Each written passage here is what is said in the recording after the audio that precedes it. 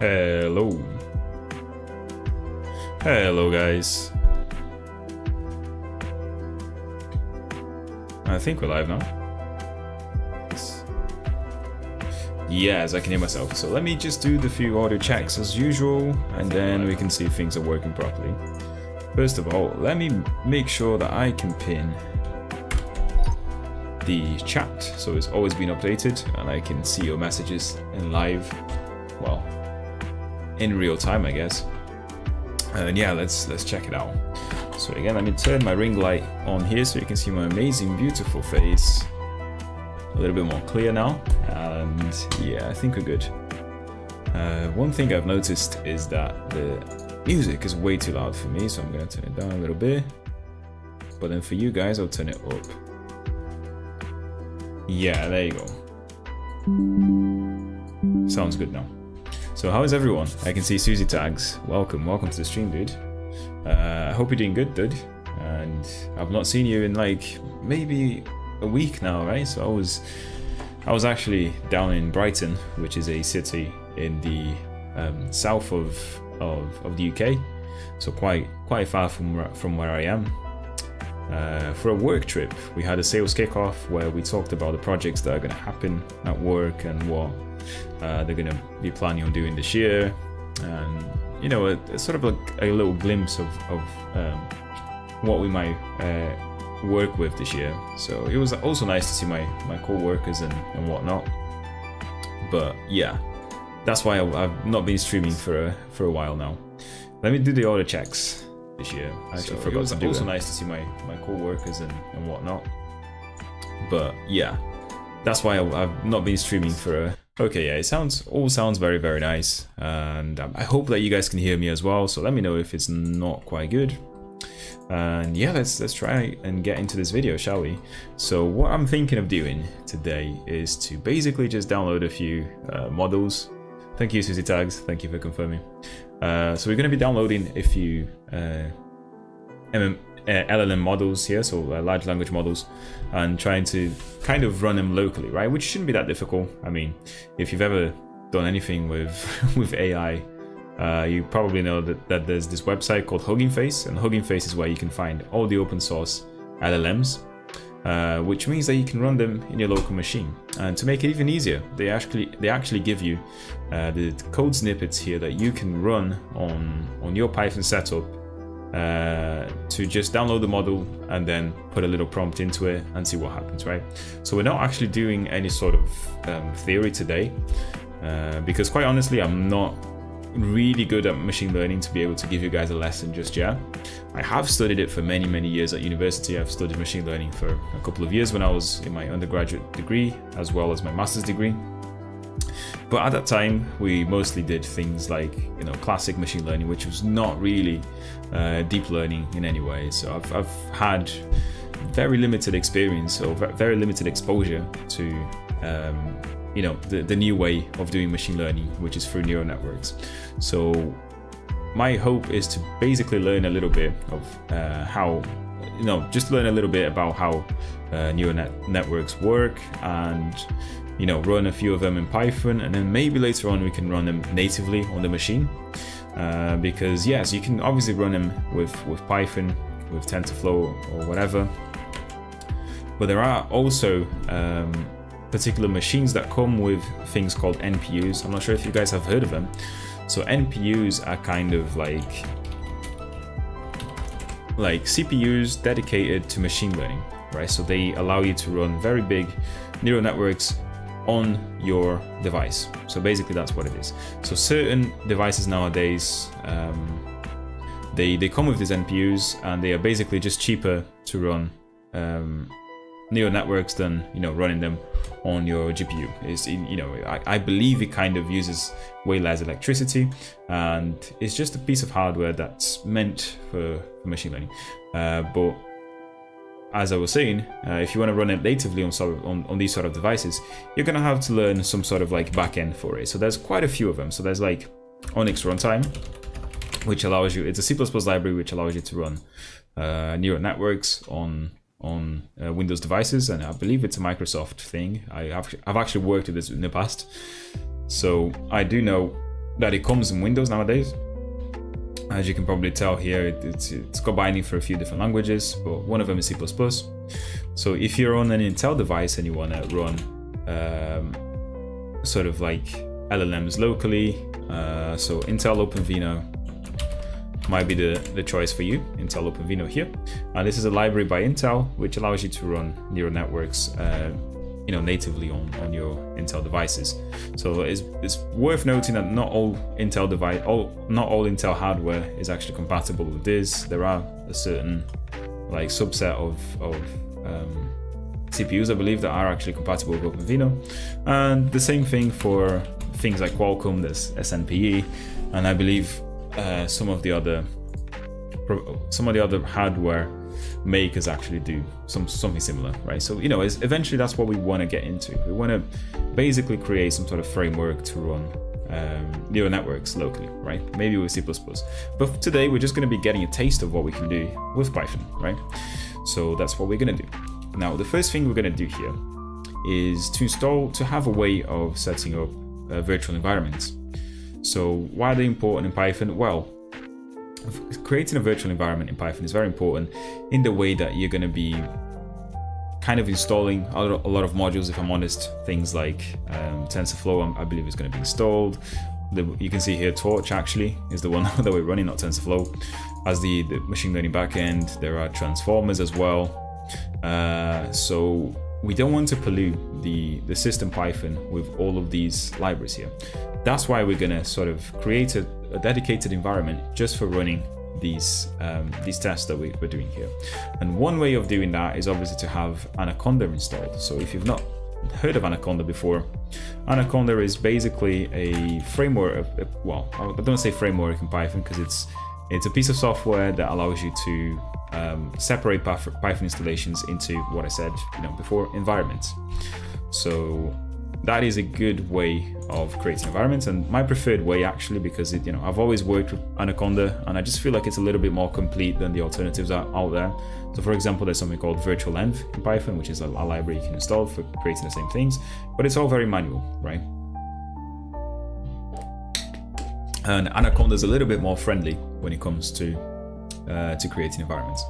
So I don't believe I actually have that already installed, so we're going to install it together. So if I do Anaconda, I do have Anaconda already installed here.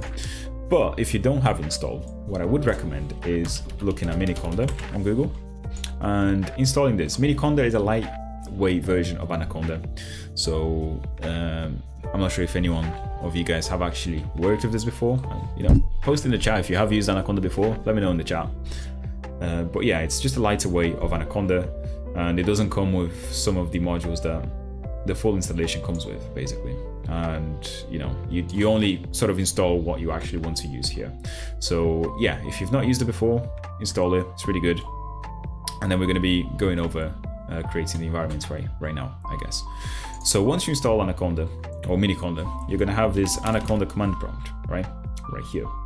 So you can see here, Anaconda, Miniconda free PowerShell, and this is where you actually have access to the Anaconda functionality right here. So SUSE tags, I've only used venv. Yeah, venv tends to be the one that everyone uses because it's very lightweight. So yeah, if you're looking for something even more lightweight than Miniconda, use venv.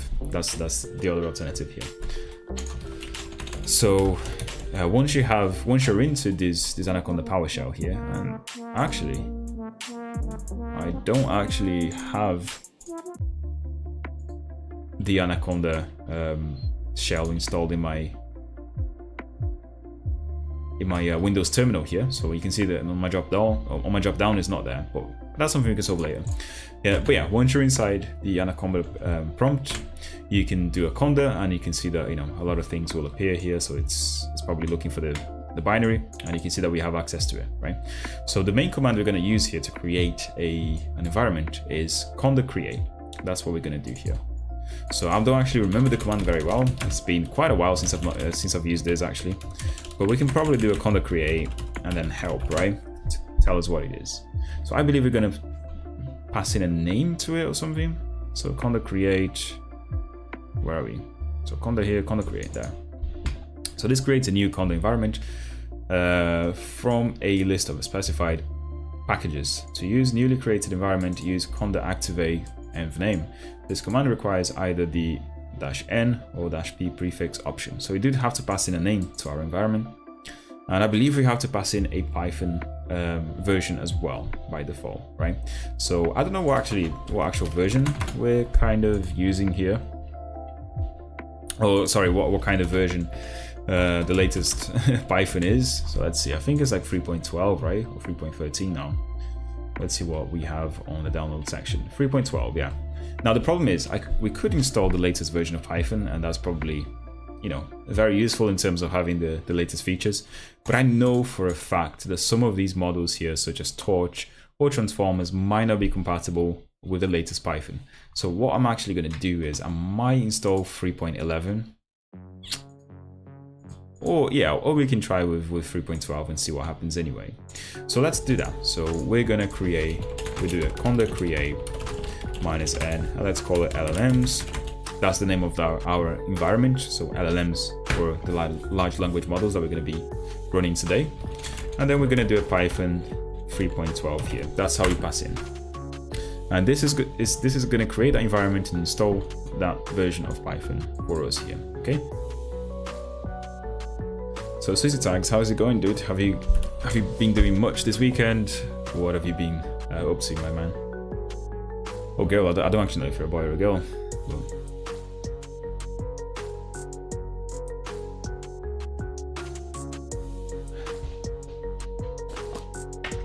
in fact, I've not been on stream for a long time, so I don't really know what people are up to nowadays. I've spoken to a few of you guys on Discord, so yeah. And this song sucks, so we're gonna skip it right now. Nothing much, just coding, dude. Nice, yeah. Any interesting projects, man? Maybe we can showcase on stream, right? If it's ready. What languages are you using, dude, right now? I'm not sure if I've asked you before. So let's activate a conda environment, conda activate LLMs.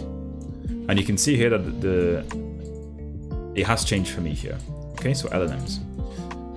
Now, the next thing I usually like to do is to install, when I'm doing anything related to maybe maths or neural networks or, you know, machine learning in general in Python, I like to install Jupyter notebooks. So Jupyter notebooks are kind of this, well, it's a very kind of friendly or accessible piece of Python software that lets you code Python. It has a REPL on the web browser, right?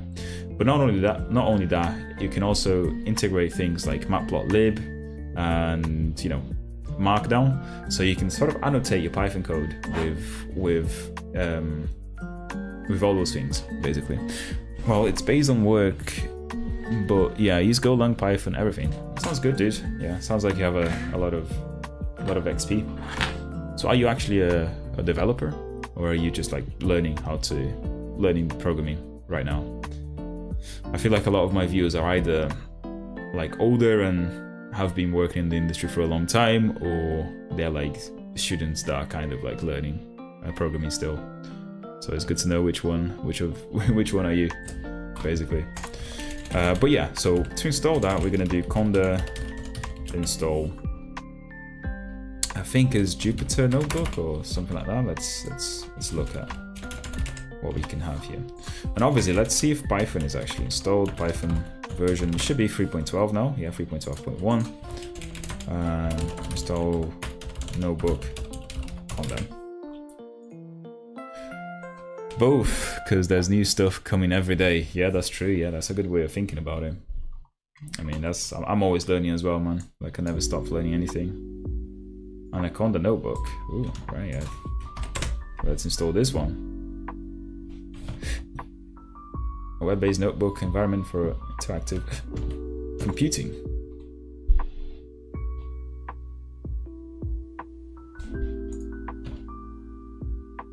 Okay, so yeah, I mean, that's the annoying thing with Conda is like whenever you install something, it's going to be trying to like solve the environment for dependency versions and stuff, and it can take quite a while, but let's hope for this, you know, we're literally just installing the first dependency that we're going to use here, so yeah. but you can see that it's still solving the environment, and yeah.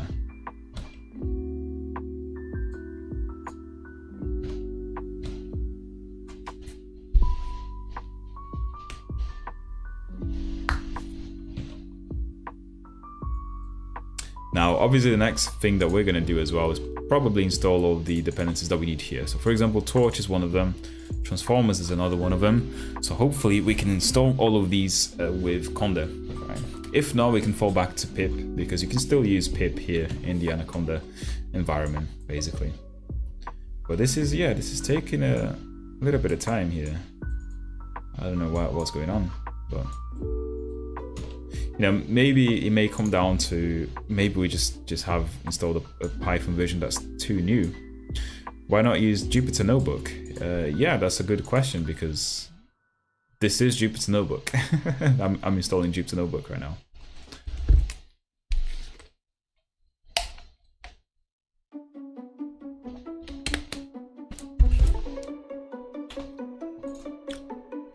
So yeah, I used to use Jupyter Notebooks all the time at uni.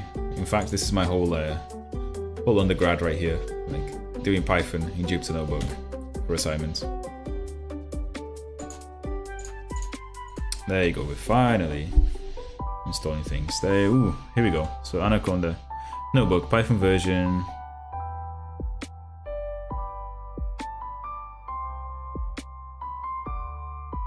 Yeah, so if the Python leftmost side of the chain is not the version you've asked for. Oh, so you're going to run it locally. Yes, I'm going to run it all locally. That's the idea for today's stream. As I said, we just have a Python version that's kind of too new, right? So let's see if we can downgrade it. So Conda downgrade Python.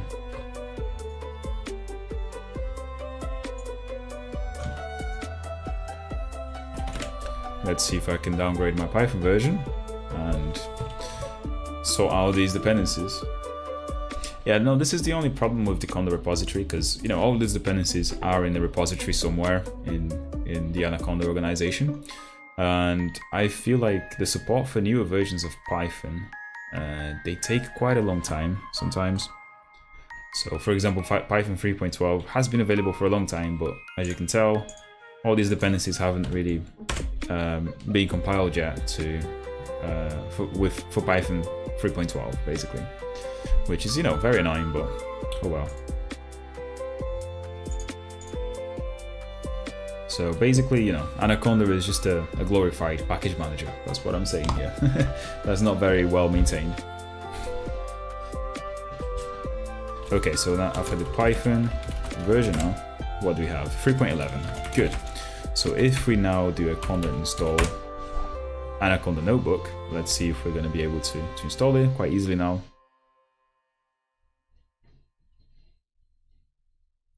So open the environment. There you go. Better now, right?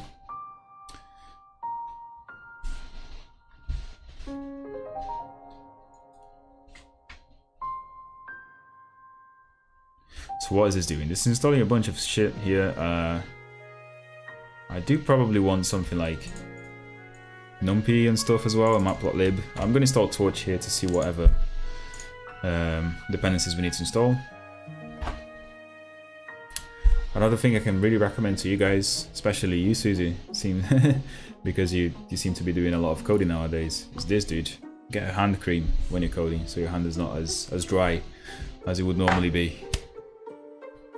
This is something that my partner recommended to me, and it really does help, by the way. So your hands are soft all the time, and your skin isn't falling off, basically. So Conda install Torch. Let's see what we can get here.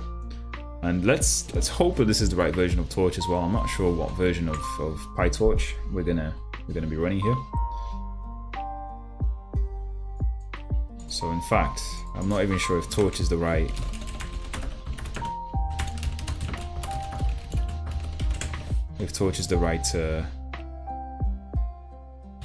package name here. So to install Anaconda, there you go, installation with Anaconda. To install PyTorch of Anaconda, you need to open Anaconda, and we want it with CUDA, right? Now we do have a CUDA capable system. Let's just make sure. So CUDA is the well, is the accelerator library for NVIDIA. So let's reload this. I don't know why the right, and I'm not really sure if my system has CUDA. Does my GPU support CUDA?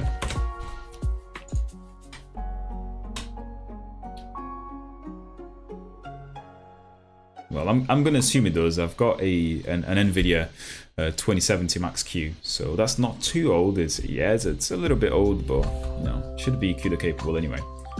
So we want CUDA capable system, and they both select OS, Windows. Right.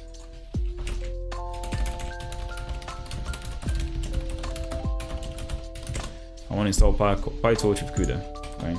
There you go. So we have this.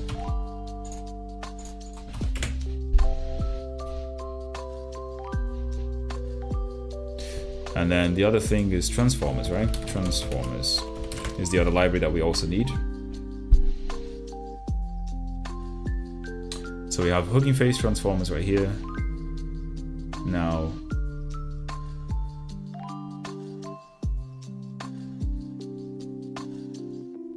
what is the difference between the HuggingFace one and transformers? This one has a newer version, so I'm kind of tempted to install this one here, right? So, oh nice, why not TensorFlow? Well, quite simply because the the LLM that we're going to be running first here has Torch as its use. I mean, we could use, I'm pretty sure there's probably a, yeah, no, the LLM that we're running here is in the PyTorch format, isn't it? So it has to be running with PyTorch, unfortunately, SUSE tags. Is there an easy way to, I mean, I'm not sure if you have experience with it, but is there an easy way to convert between PyTorch and TensorFlow models? Now, dude, what the hell is going on here? I mean, we're gonna get another Python issue. No idea. Yeah, there is, by the way. I used to work with people who do this for a job, but I don't know how to do it. There are ways to convert PyTorch models to Onyx runtime models to oh, what is going on here, dude? A successful initial attempt. Found conflicts, looking for incompatible. This can take several minutes. Unsatisfied error. Ah. No, we do not want that.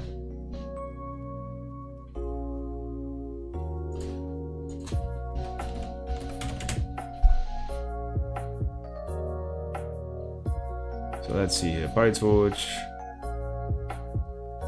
I kind of want something like the CUDA one. So let's see it from Conda Forge.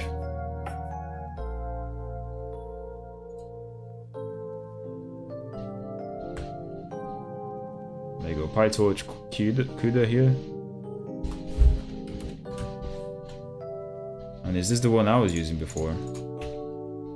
PyTorch CUDA, yeah.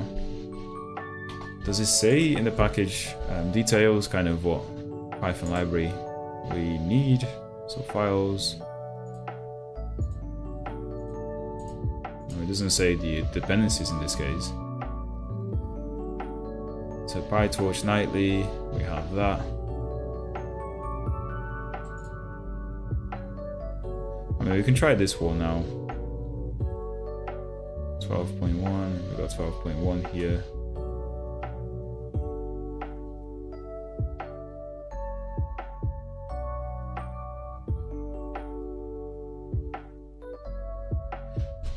Yeah, we can try all of these, I guess. Let's see if one of them is going to work. But yeah, I hate it when I have these issues with the dependencies clashing.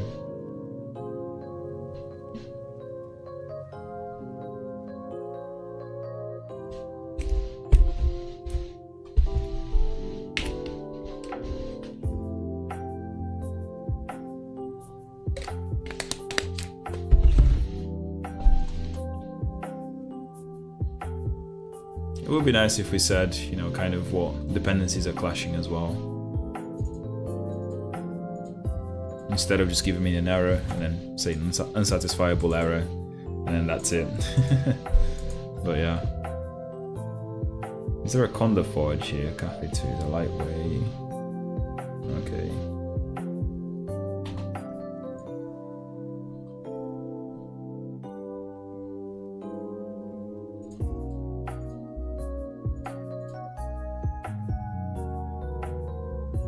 Last upload 9 months and 30 days ago.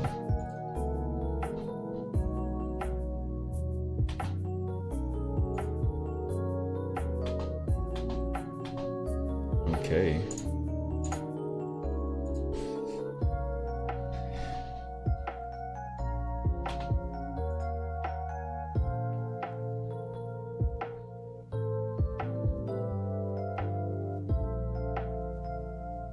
I mean, this one was updated 17 days and 2 hours ago, so maybe we'll try the Conda Forge one.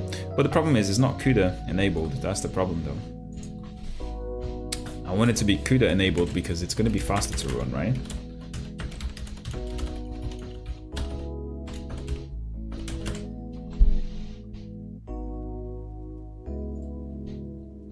PyTorch GPU, that's the one. Maybe we can install this one. We can see. Now, please work. So this was 24 days ago, last update.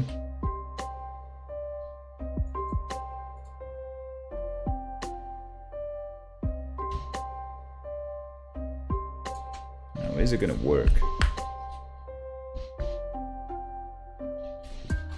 Yeah, and then also in the meantime, we can, I guess we can run another one of these. So an environment, oh no, we're gonna have the same issue again, guys. That's not ideal.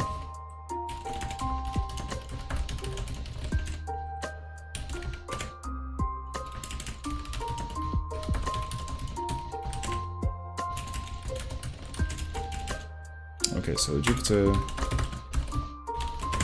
Notebook available? There you go. So we're just gonna open Jupyter Notebook here.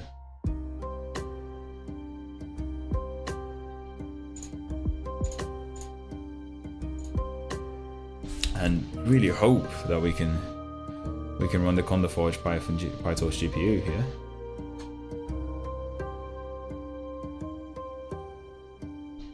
So Conda Forge is basically just another repository here for Anaconda. It has support for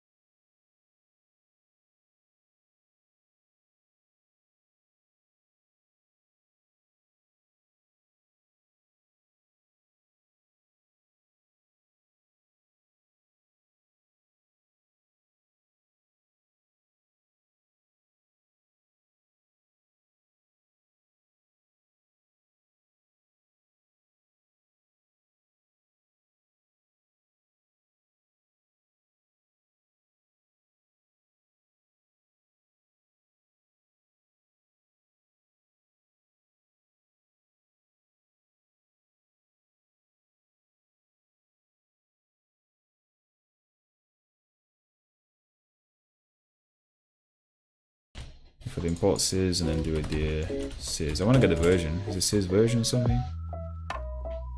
Version, yeah.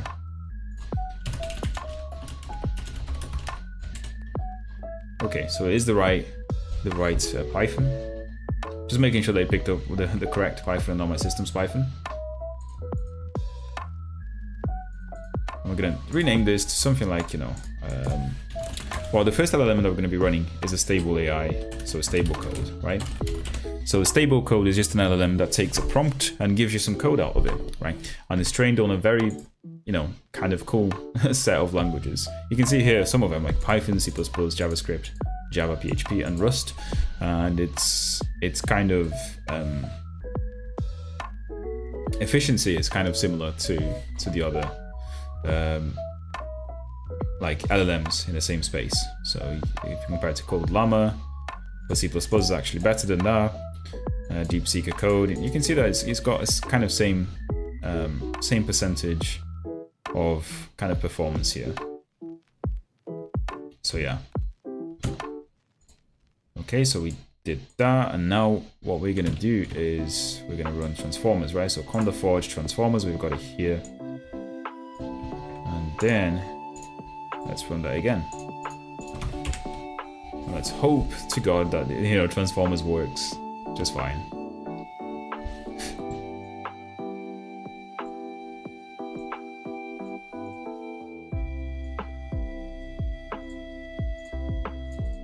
Okay.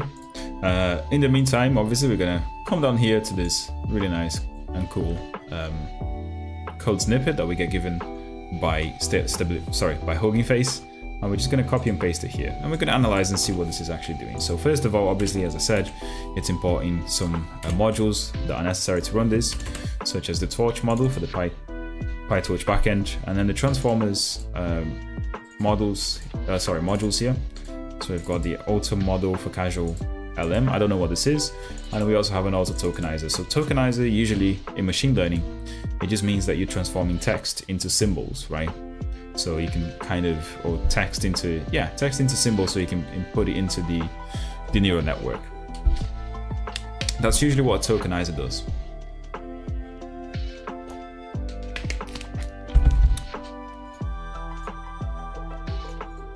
Okay, so I'm gonna say yes here. And I believe we probably have something like NumPy installed now. What did we have before? So yeah, we've got NumPy here, we've got matplotlib, not yet. So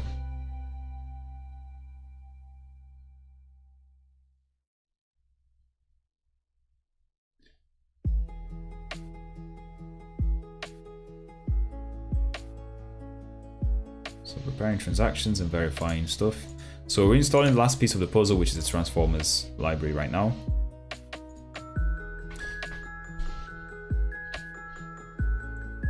Are you guys still tuned in? Susie Tags, are you still here with me, dude? Muslai, hello Muslai, welcome to the stream, man. You got in just at the right time, where we have most of the setup done, which kind of means that we're kind of ready to run the neural net here. So I guess, you know, this is taking an import torch, and as an end. I don't know what this is going to do, but, you know, given this piece of code here, which is actually Python code, you can probably tell by the coding style here, we're going to generate something. I don't know what it's going to generate. From the looks of it, it does a text to code kind of thing. Is that correct? Let's see.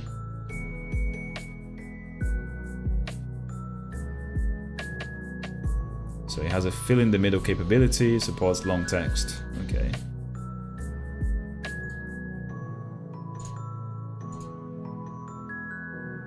Okay, so the API that they've got online here is not quite working. That's fine. Okay, so that is done as well. So can we run this? Let's see. Can we run this? So we are running the Python code. It didn't fail to import anything.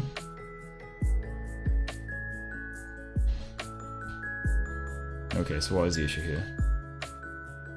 So we do get an error already. So we can connect to huggingface.co to load this file. Couldn't find it in the cache files, and it looks Like the stability AI is not the path to a directory containing the file name this. So yeah, so where are we? So we have an issue here.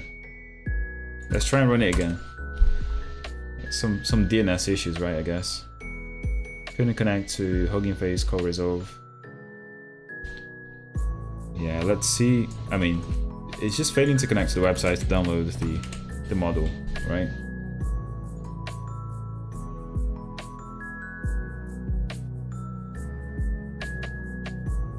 Which is a shame. I was hoping that it would just be nice and as nice and easy as running the code. Well, we can figure out.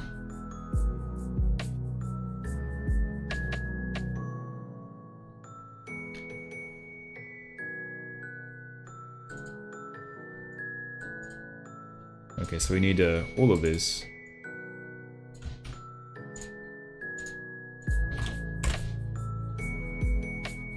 So we need diffusers, transformers.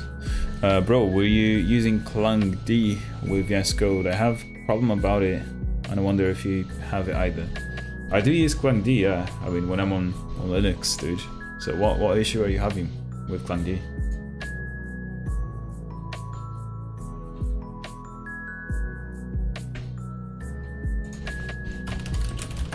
If you let me know what issue is, maybe you can join the Discord and chat to me in that, man, because I'm happy to help you out.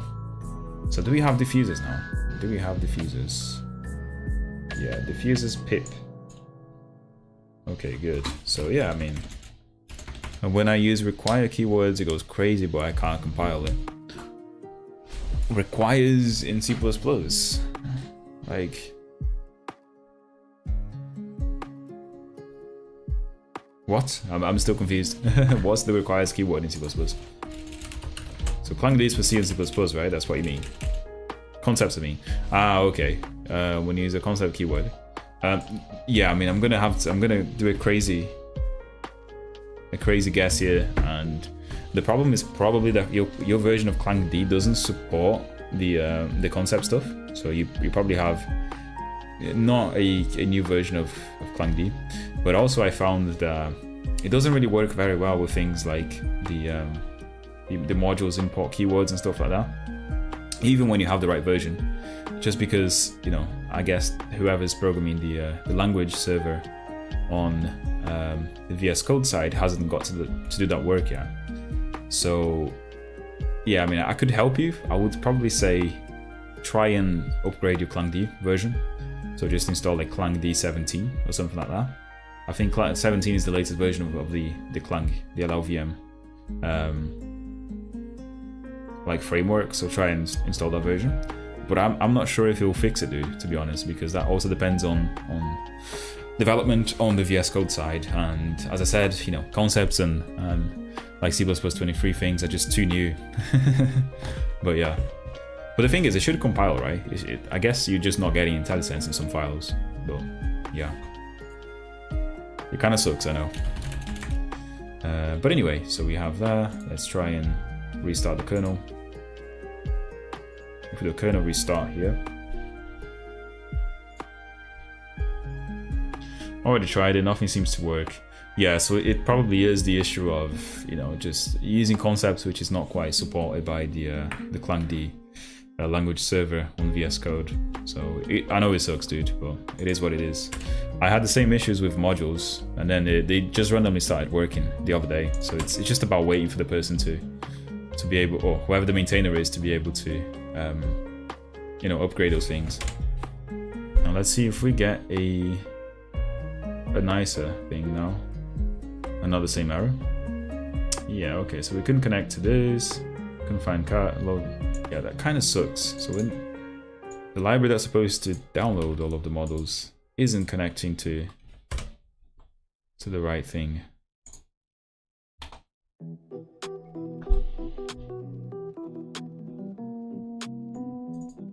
If you're rate limited, it's a lot different than the original file. Given that you tried all the models, I think your IP has been rate limited.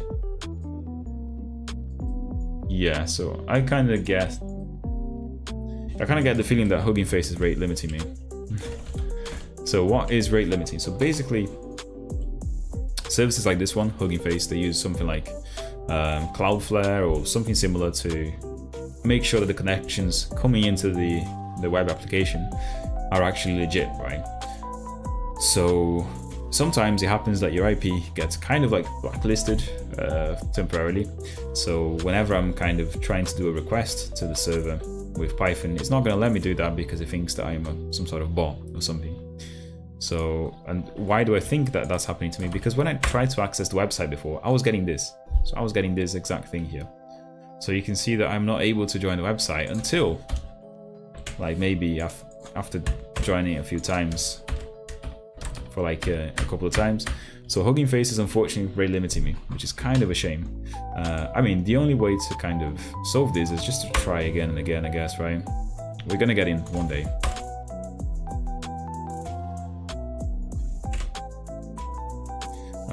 You know, something that I could also do is try and change my IP, which is great. I could definitely try and turn on my VPN, but that's gonna cause the stream to go down, so I don't really want to do that. Which, yeah. I mean, it definitely does suck. It definitely does suck. Yeah.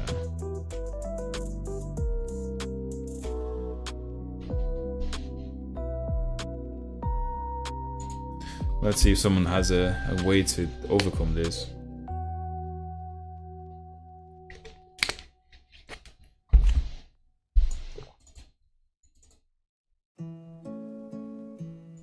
So what is this actually trying to do? So this is doing stability AI code, so from pre-trained. And because we don't have the model, it's probably trying to download it from HuggingFace, right? So maybe if we try to download, if we can download the model locally and then try and run it, then we maybe don't have to connect to HuggingFace. Let's just see what's going on here. Couldn't find it in the cached files, and it looks like stability AI code is not the path directory containing a file named config.json. So right, so we need to just go into, I guess, stability AI, files and versions, and we want to download this whole thing here. So let's download all this shit here. Yeah. Now, how are we going to be able to do this? That's a good question. So, clone repository, yeah. GLFS install, we have that. So we're just going to try and clone it to my Windows somewhere, right? Oh my god, I've got too many terminals here. Yeah, let's go into development and do a git clone on this. So it is going to take a long... Ooh, connection was reset. Okay, that's interesting. It's not letting me reset the connection. That is not ideal.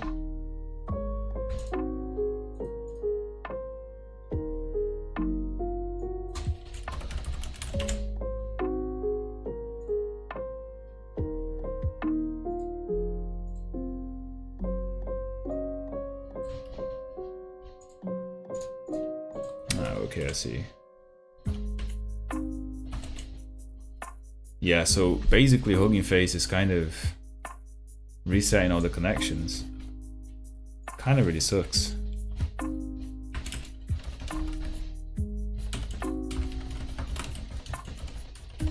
That really sucks, and you know, the video goes out of the way now.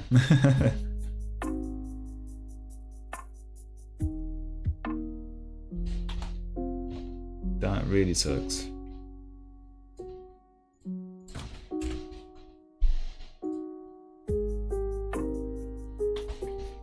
So has my IP been blacklisted? Finally. Jesus. You see, it's just about retrying it over and over again, I guess. I guess, you know, HuggingFace is way too popular now, so a lot of people are trying to download things from it, and because they are serving large files, then, you know, it's understandable that it's down most of the time.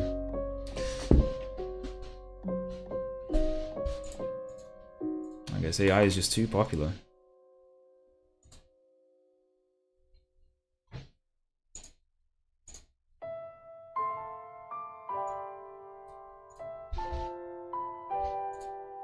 So right, we have a few things here. So the first one to download is this one here, Safe Tensor 002, right?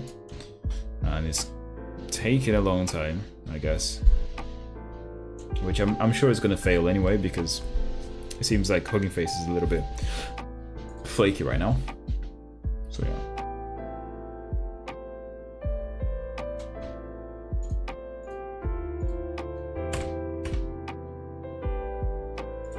Is it downloading? That's the question. So a good way to see if it's downloading or not is to look at the Wi-Fi.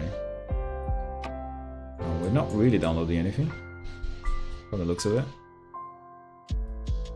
Now we are. So receiving 180 Mbps, which, you know, probably still means that you're gonna take a long time here to download the whole thing. I wonder if the Python code kind of shows me whether or not we're... Oh, there you go. So tokenize it. It's downloading things now. Yeah.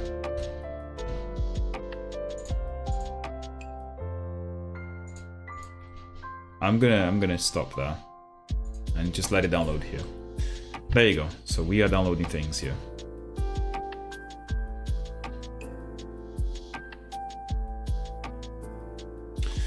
Yeah, in the meantime, let's just chat a little bit. So most like, you know, if you do a Google on your issue, are there other people with the same issues, dude? So I wonder if anyone's managed to get the concept stuff working in IntelliSense.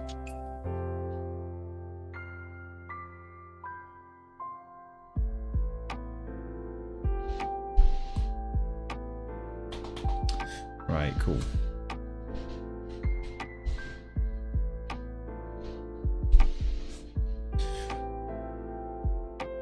I mean, this is quite interesting. What kind of logs are we getting here? So, warning, HuggingFace cache system uses symlinks by default to efficiently store duplicate files, but your machine does not support them. In C user cache HuggingFace model, stability AI, blah, blah, blah. Caching files will still work, but in a degraded version that might require more space on your disk. This warning can be disabled by doing HuggingFace hub disable symlinks warning environment variable. For more details, okay, to support symlinks on Windows, you either need to activate developer mode or to run Python as administrator. In order to activate developer mode, see this article here. Yeah, we're gonna leave it out for now, right? So what are we on? 20%, 30%, nice. So these, as I said, these models are quite big. So you can see here, I'm downloading model 001 of 002. So there's two parts to this model, as we can probably tell from the name. And if you look at them, they're all quite big. So the model part 1 here is, you know, kind of just under 5 gigabytes. And then the next one, the part 2, is 610 gigabytes. So overall, we're looking at something like 5.7 or 5.6 gigabytes in models here. I don't know what these GUF files are. I don't really know what they are for, but one of them is quite big. Anyway, so I'm kind of not looking forward to downloading the remaining stuff here. Maybe we can take a look, right? So GIF files, HuggingFace. So what are they?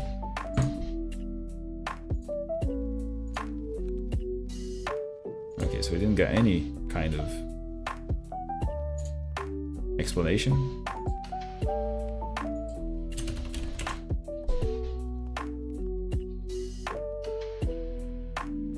I kind of just want to see what these files are for. How to convert HuggingFace model to GGUF format. So I guess it's just a different format for neural nets. Is that right? It seems to be. Okay, so it's just the same model converted to another format, which is cool. So maybe it's not going to download this. It's only going to download the safe tensors, hopefully.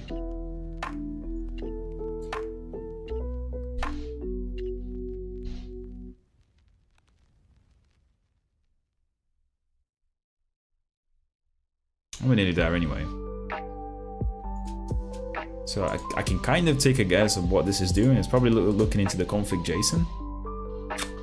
And then what else is it doing? So, okay, this is the configuration for the neural net itself, right? hidden size, maximum position embeddings.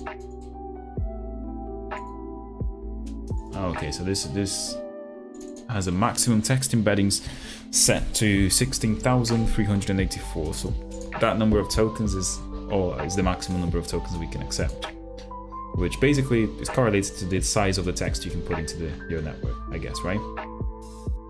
Which is a lot. 16,000 is quite a lot. We have enough values there to work with.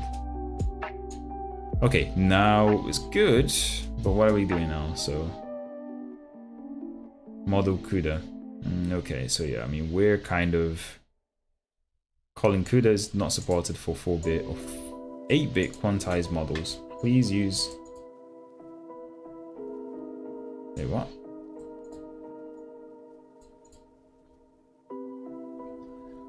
Please use the model as it is, since the model has already been set to the correct devices and casted to the correct D type. The model CUDA. If we just comment this out, what happens? Okay, loading checkpoint shard. I don't know what model.CUDA does, but clearly it enables something to do with the with the types of the, well, it's quantization related, right? So quantization is kind of transforming the weights into I guess less things, right? So like instead of using the float 32 to represent a weight, you use something like an integer 8 to represent it. If I'm not mistaken, that's what it is, and that's how people who used to work with me described it. So quantization models of neural network.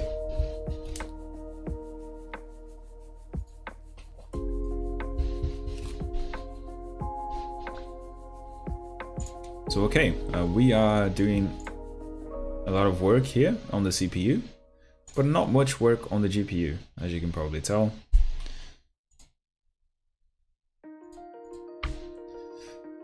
The quantization model of neural scaling, no, we don't want that.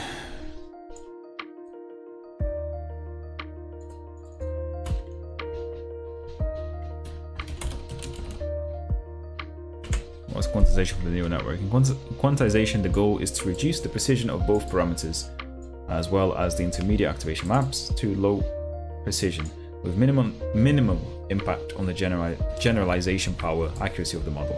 Yeah, so it's basically to do exactly what I said. So you transform weights from like floating points into something like int. So the model is it's gonna be a lot smaller, right? That's what this is doing. I mean, this is still doing a lot of work here. I'm wondering, like, when is it gonna finish? You can see, I hope that my stream doesn't go down in a bit, because it's doing a lot of shit here. It's doing a lot of shit. See, there's some cores here I just maxed out 100%. So model.CUDA.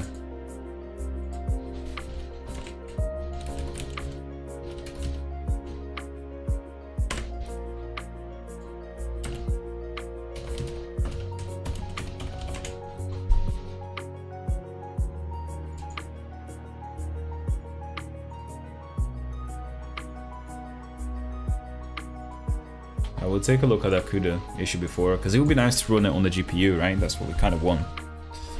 And there's just no way that we're gonna have to wait like this long. It's running the model right now, by the way. So we are running the network locally. But even for something like this here, it's taking too long. I've not actually timed. Oh no, we cannot run this. Can we play this song? I don't know. Hollow Knight, yeah, I think we're fine actually. There you go, so import torches and then. So this is what it kind of produces for me. You know, for that little, for this prompt here, it's taken a long time, maybe 3 or 4 minutes here, right? Just to generate the extra code. So write code. Write Python to print or to display a bar chart using matplotlib. Yeah, let's see if this is a little bit better. But I'm not just going to run the model this time. I kind of want to run this CUDA thing and see what the issue is.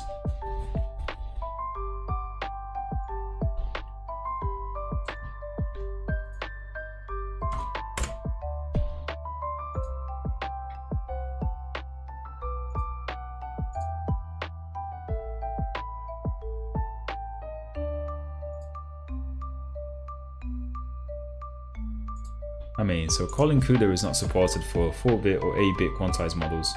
Please use the model as it is, since the model has already been set to the correct devices and casted to the correct type. So is there no way to run this on the CUDA? Because as you can probably tell here, my GPU did nothing. It did nothing.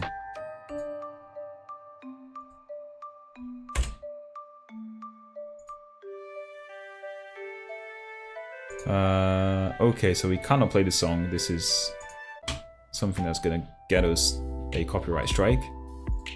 So let's skip it.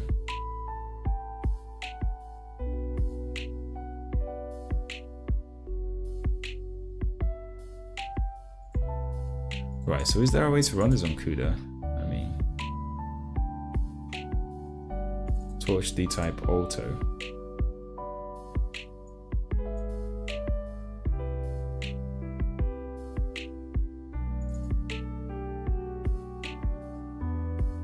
So what's torch D-type? Maybe we can change this to not make it.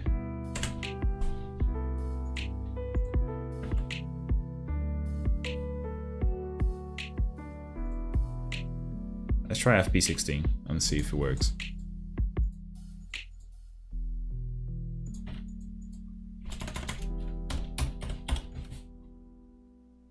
Is this gonna work? Let's see. Oh no. No, we can't change the D-type there. So torch D-type can be either torch D-type or alter, but received FP16. Torch D-type float 16. Wait. Torch float 16, right?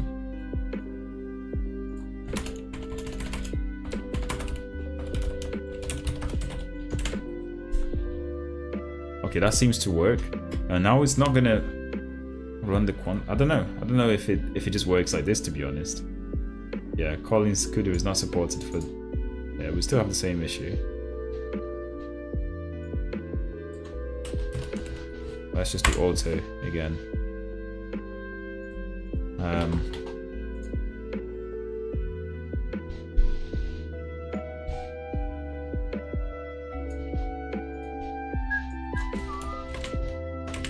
This is such a peaceful song from a peaceful game. I talk about this every time this comes on, but I love this game, Kingdom Hearts. Have you guys played it? Anyone watching this? Well, if there's anyone watching this, have you played Kingdom Hearts? That's what I wonder. It used to be one of my favorite games back in the day when I had a PS2.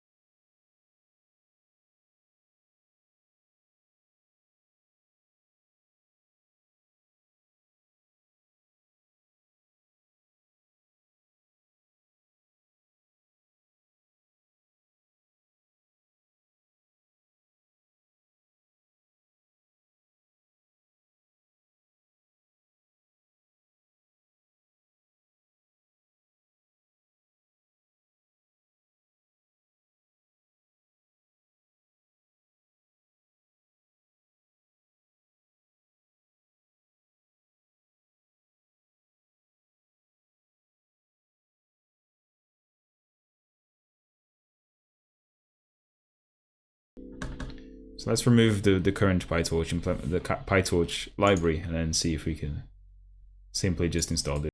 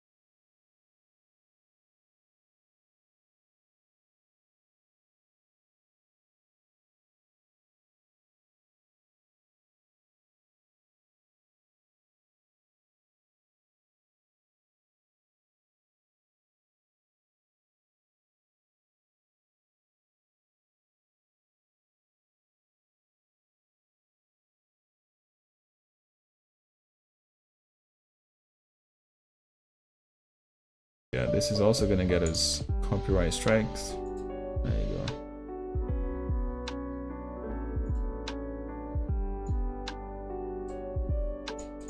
Only work with Conda 11.7. Does we need to download the exact version of Conda?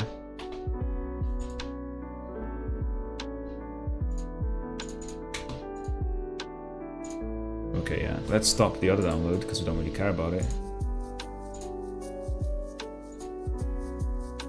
Okay, that's better, right? Yeah, so, I mean, we still have 8 minutes to wait for it, but oh well.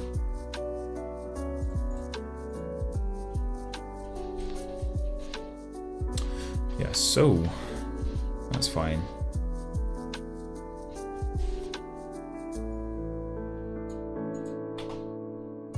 So right now we're just downloading the Conda stuff from NVIDIA's website with the hope that the model is going to start working on the GPU, right? That's what we kind of want. But it might be a little bit more difficult than it seems. So let's see if this command works in the first place. So if I do Conda install PyTorch, Torch Vision, Torch Audio and all of that from the NVIDIA stuff. I have a feeling that it's not going to work, but you can check out. Yeah, wait. It's gonna take us some time to download this.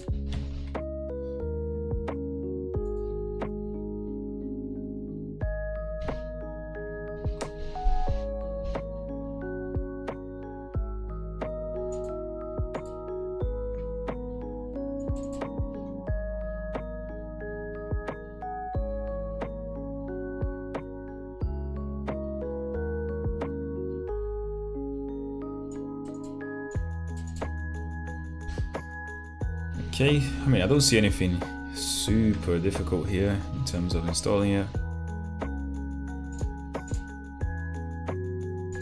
I mean, I just feel like this is gonna fail, the Conda install command here. And also, let's quit the Jupyter Notebook right now, shall we? There you go. Oh, it did work. It did work. Nice. Yeah, that's amazing. That was not expected. I thought this was going to fail, by the way, but we got there in the end. Now the only thing remaining here is installing the Conda backend, right, on my machine. Once I download and extract the zip file, Ctrl A, select all, paste into the direction of coded. We were asked to replace it. We click to replace button. Wait, what's going on here? Download and extract could DNN. If you're working on some deep learning projects, the next step is to download the cuDNN from the official website, since we've downloaded and installed Conda 11.7. Hence, upon clicking on the right version, it will give you a list of links to different files. Download the local installer for Windows. I don't know if we need this. I mean, these are technically, you know, DNNs, I guess, right? They are deep neural networks, but I don't know whether we need this or not, so I'm going to leave it out for now. Yeah, I'm going to leave it out for now and see what happens. I mean, the bottleneck here is just waiting for the Conda installation, really. We're gonna get there.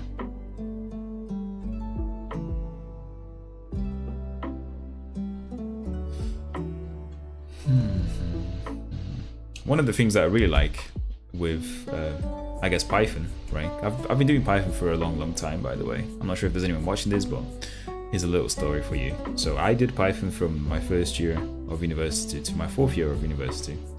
It was one of the languages that stuck with me since the beginning. Like, I literally started before university, actually. I think I first got into it when I was something like maybe 13 years old. And it's been extremely easy to get anything done in Python. So for example, I got a very quick game done as one of my assignments when I was in college, which was supposed to be like just an easy kind of like web server like project or something like that to impress your teacher, and then you get like a grade out of it. But I did a full-on game in Python with Pygame, and it was so easy to create something in Python and get it done compared to like C++ or Rust or like Golang or anything like that. Just because Python has a very big community that are kind of willing to help you all the time. Like there are many different websites where you can ask for Python help and people will be able to help you.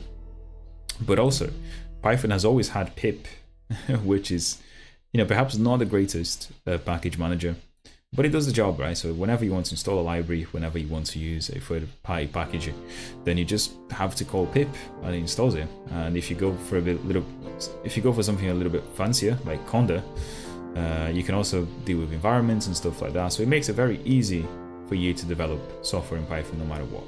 The syntax is also very easy. I can't complain at all about the syntax. Yes, it is slow. It's an interpreted language, and it is quite slow for that matter. So no matter what you do, it's always going to be slow. But because it's so easily interoperable with C and C++, there are so many very performant, very good performing libraries out there, such as NumPy, such as OpenCV, where you can just call from the Python code and kind of like glue things together, glue C code together. It just makes it for like an amazing language to experiment with. So I don't hate Python, that's what I'm saying. I kind of like it.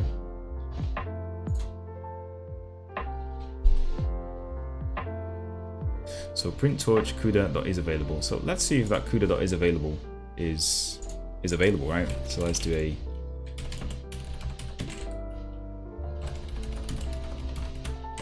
let's print that out for us.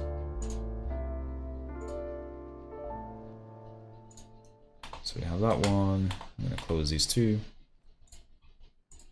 And I'm going to add a cell on the top here. So add cell above. Where is that cell above? Insert cell above. There you go. So Control A. Is that right? What's the command again?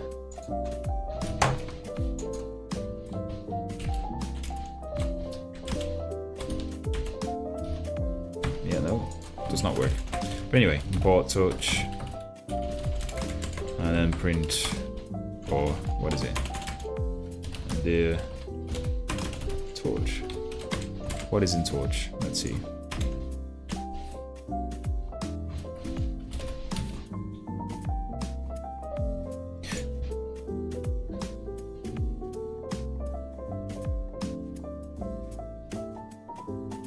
Oh, there's a lot more shit, but yeah.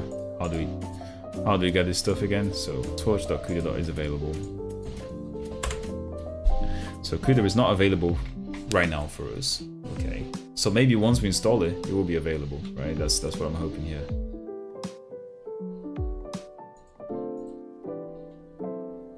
If the output's true, it means CUDA is working with PyTorch and you're ready to use CUDA for your PyTorch projects.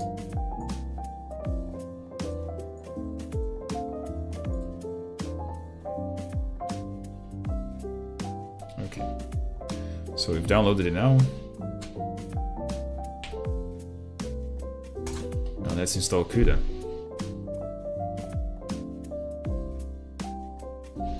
I mean, it is a 2.5 gigabyte file, so it's going to take a while for me to be able to open this file, right?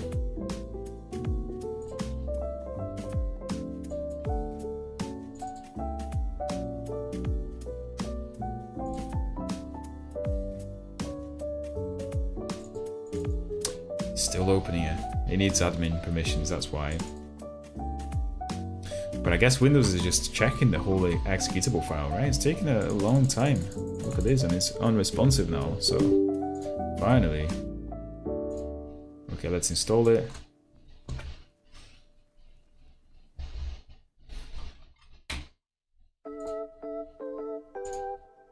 Right, is Nintendo gonna copyright strike me? I don't think so, no. Anyway, better not to risk it, right? Now Zelda is gonna copyright strike me. There you go, I don't know this game, so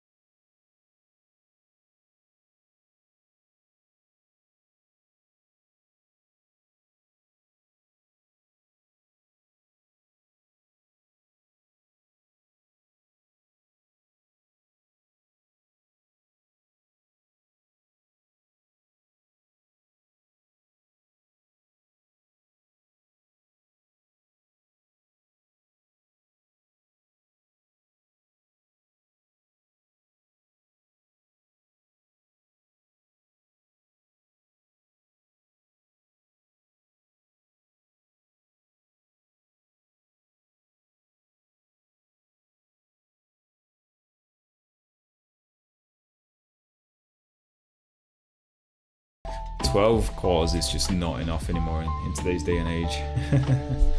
So yeah. Configuring Visual Studio settings. Okay. Like, what is going on with my network here? Like, why is it always sending stuff? Where is it sending data to?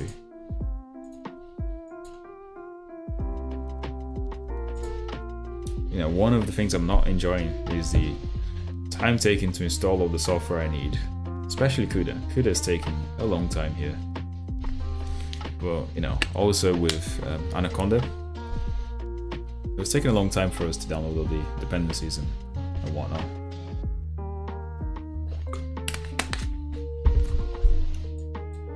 But it's okay, we've got until 10 today, so that's when I told myself how to turn off the stream. And yeah, kind of sad that there's no one to talk to today. I guess it's a Sunday, right? So not many people are watching, unfortunately.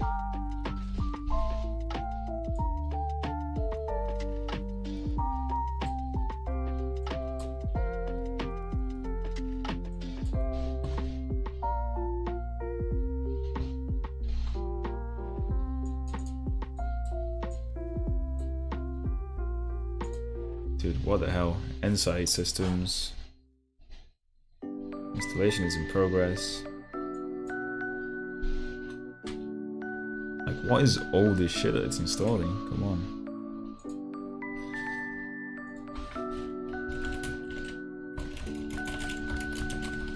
Let's look at some Conda C++ stuff, right?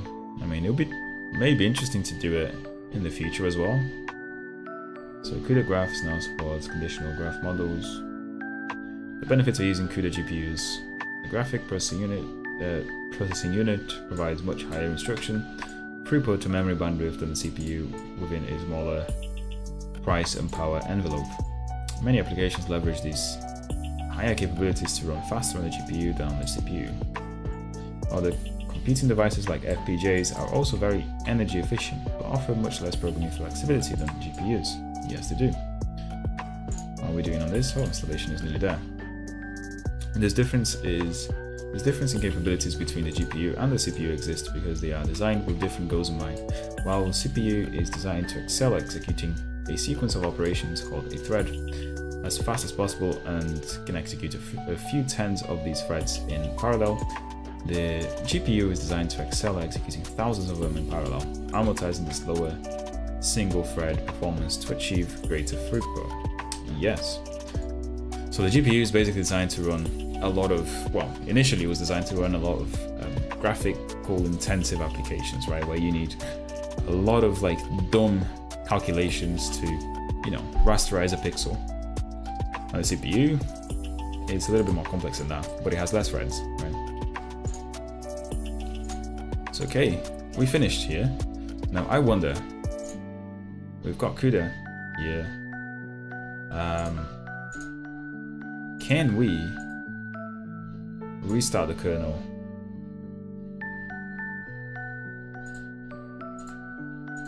And kind of, is this available to us now? No, so yeah, this did not work. So CUDA isn't available to us, which kind of sucks, but why? Like, do I need to restart my laptop? I really hope I don't.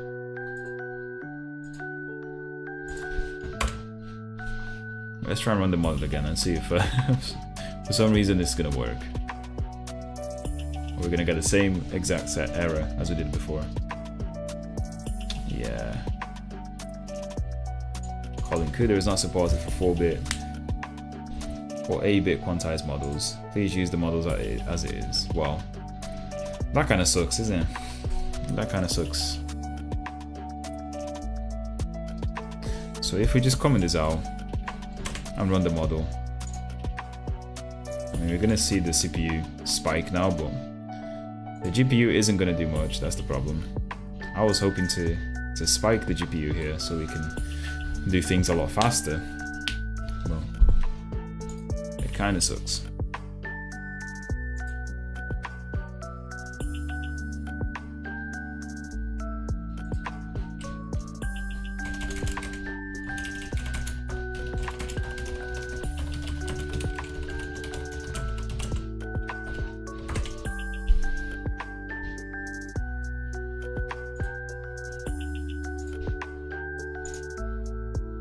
Okay, so CPU usage is going up, and we can just run the...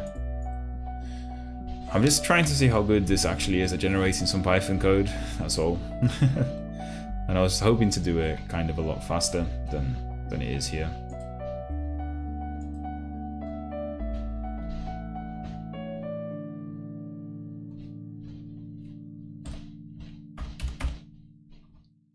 So making LLMs even more accessible with bits and bytes, 4-bit quantization, and QLoRa.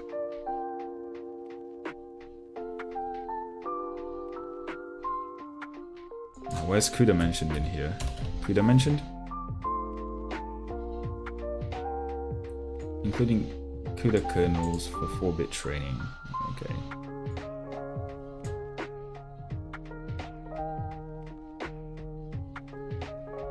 Note that this method is only compatible with GPUs, hence it's not possible to quantize models in 4-bit on a CPU. Among GPUs, there should not be any hardware requirement about this method. Therefore, any GPU could be used to run the 4-bit quantization as long as you have CUDA disinstalled. Keep also in mind that the computation is not done in 4-bit. The weights and activations are compressed to that format and the computation is kept in the desired D type. Okay, so maybe it's just an issue of not having the CUDA enabled here, right? That's what we're struggling with. Oh my god, we are like loaded up on the CPU.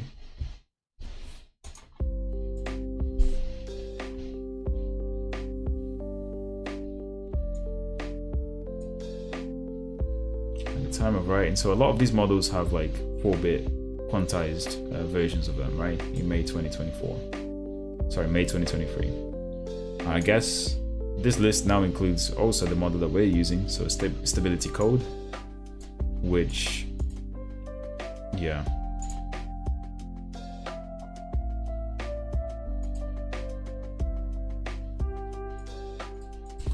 Which is the root cause for our problem, so.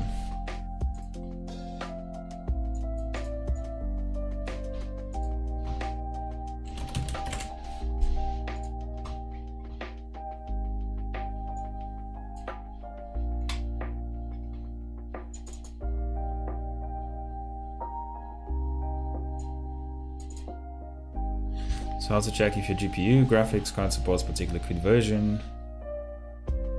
Before moving forward, ensure that you've got an NVIDIA graphics card. AMD and Intel graphics card do not support CUDA. Yes, we know that.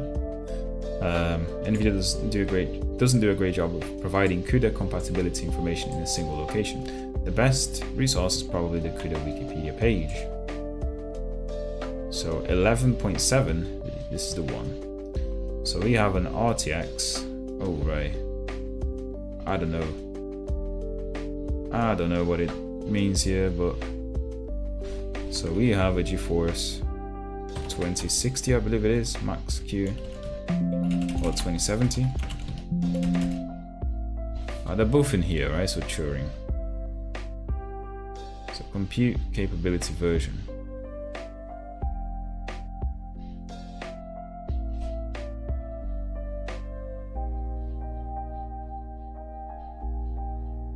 So my GPU is the RTX 2070 or the 2060. I'm not sure which one it is, but they're both here.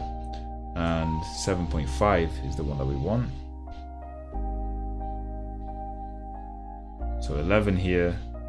Yeah, it should be supported. It should be supported on this. NVIDIA doesn't do a great job. Okay, locate your graphics card model. GeForce 820M. So let's see this actually. What are we on? Let's insert a cell below.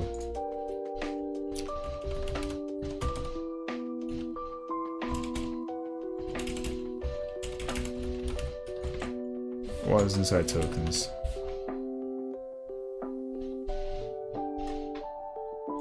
Max menu tokens 1, 2, 3, 4, 5, 6, 7, 8, 9, 12, 13, 14. Okay, so max menu tokens is the size here. So I should probably increase this next time, and yeah. But it seems to be doing a good job so far.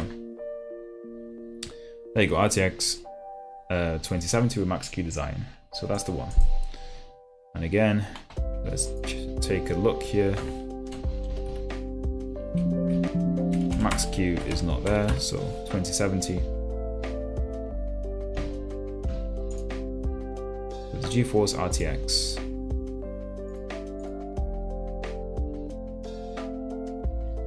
GeForce RTX here, 2070, which is ours.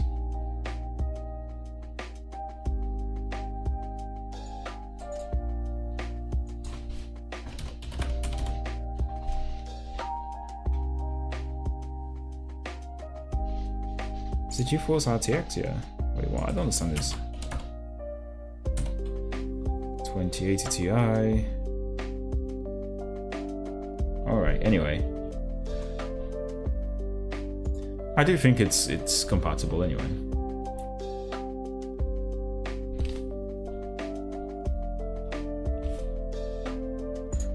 Should I upgrade my graphics driver as well? I don't know. Let's take a look. Oh, there's yet a new NVIDIA product. 4090. How much is it? See all buying options. I'm gonna guess something like, ooh, very expensive indeed. There you go, 4090 here. 1,500. That is ridiculous. That is ridiculous for a GPU. That's the price of literally my entire laptop. That is crazy. It's preparing to install stuff.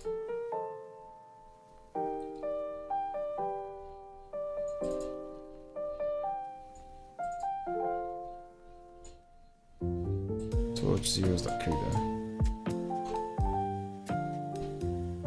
Let's try this code here. So torch.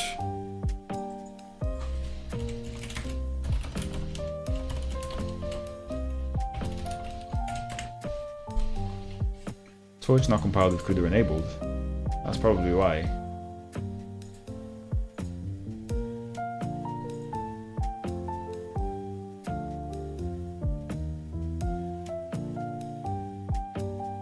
Okay, so I mean we don't have the CUDA enabled stuff.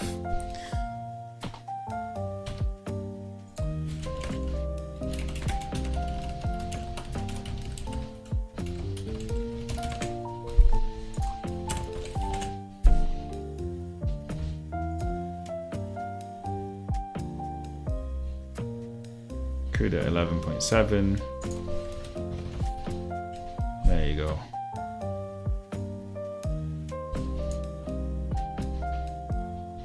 That's what we did before though, right?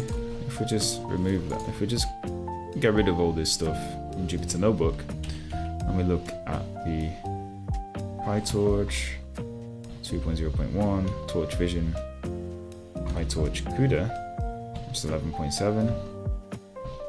See PyTorch. Yeah, I don't understand what we're doing wrong here. No.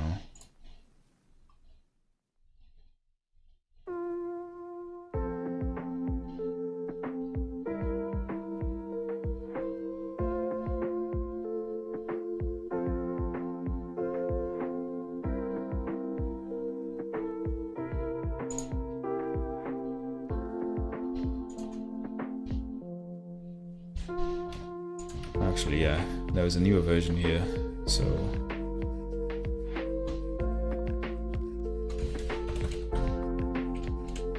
so 11.7. Okay, no, we do need this one. Never mind.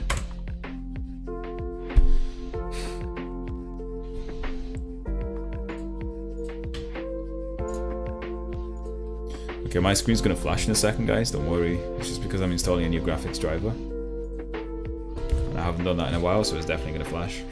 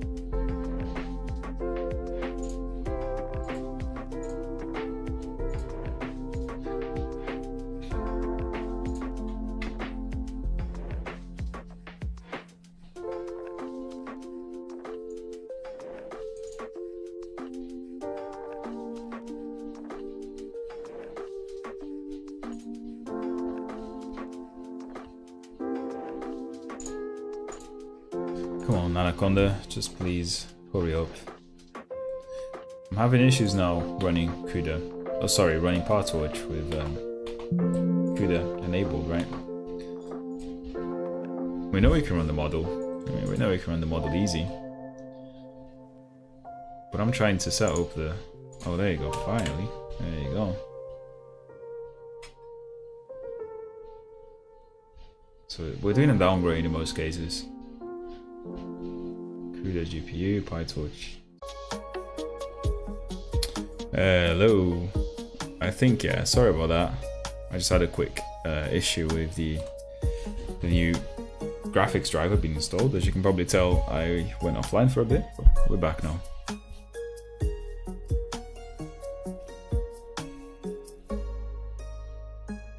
So this is doing some stuff here. So added updated specs. So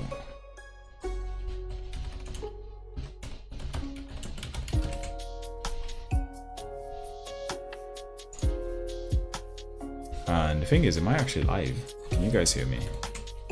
Yeah, I'm gonna check it myself, make sure it's all running fine. There you go. So we are live, right? I'm gonna check it myself. Yeah, good. There's no one watching this anyway, so. Hello, Carlos. I mean, there's one person watching, I guess, and that's you, Carlos. How's it going, dude? When did you start your new job, man? Is it tomorrow?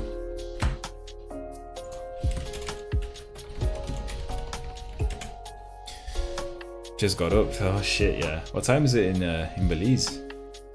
It must be like 12, right, dude, or some shit, right? Yeah, I start training tomorrow at 11. Nice, dude. Yeah, you excited for it? How you thinking? I'm sure that you're gonna be fine, man. Okay, Torch not compiled with CUDA enabled. That's fucking annoying. That's really fucking annoying.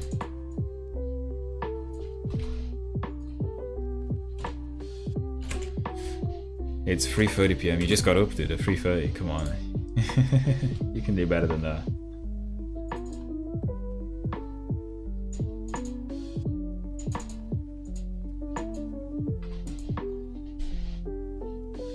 Then go here, select your preferred shit.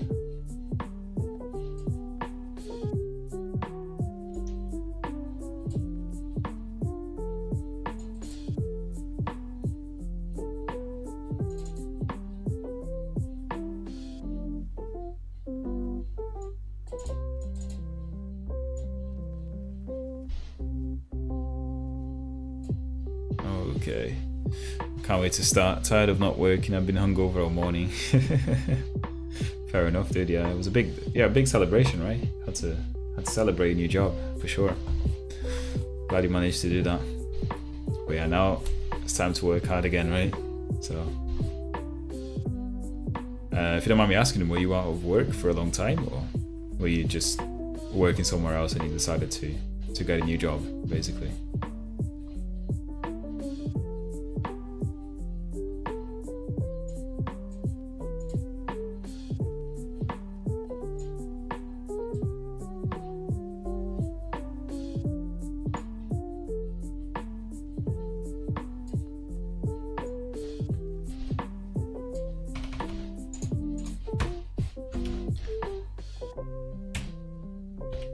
Right, so we're going to be removing the previous previous shit that we had here. So I'm going to remove,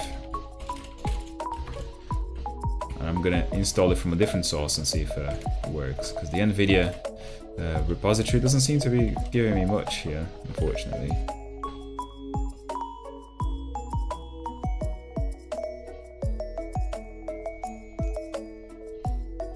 Wait, I already had that. 1 second. What the fuck?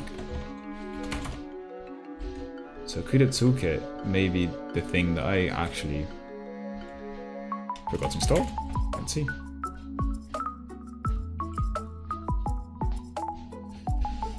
Yeah, CUDA toolkit seems to be the one that I'm missing here, and that's not the right one anyway.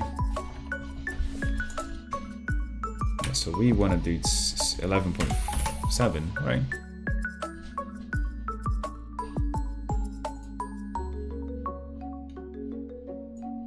You might not get exactly the right version if you don't specify the build.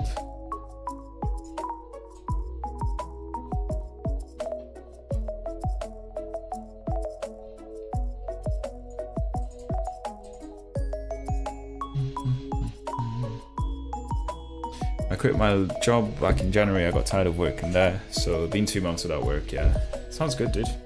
At least it wasn't too long. I did the same thing last year, man, when I was working on, well, Microsoft. So I kind of got sick of it, and then I quit it, and I was without work for just under 2 months as well, man. So yeah, I understand the pain. You feel bad, right, when you're not working, and you feel like you're not earning anything, so you feel bad for spending money. But yeah, it's just part of life, man. Everyone goes through that. Don't worry about it.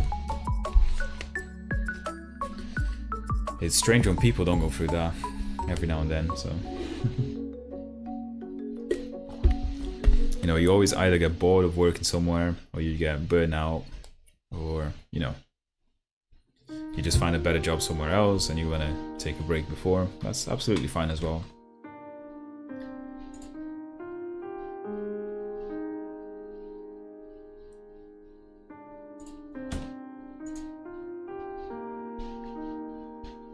So CUDA toolkit is the only thing we're missing here. Come on.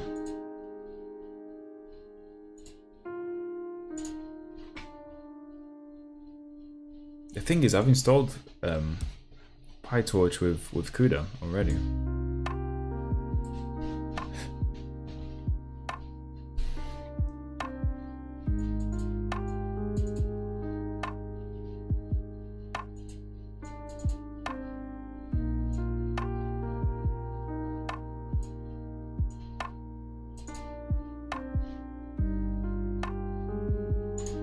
Maybe we will have to uninstall it and install it with pip, right?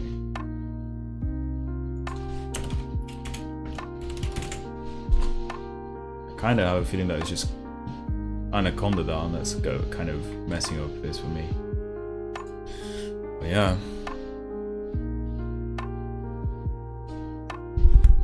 Alright.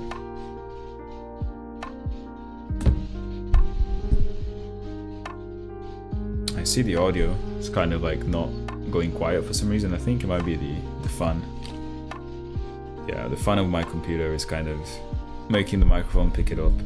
Maybe if I move it to the other side, it's gonna improve things, right? Let's figure that out. So if I put it here, that's kind of like far from the microphone.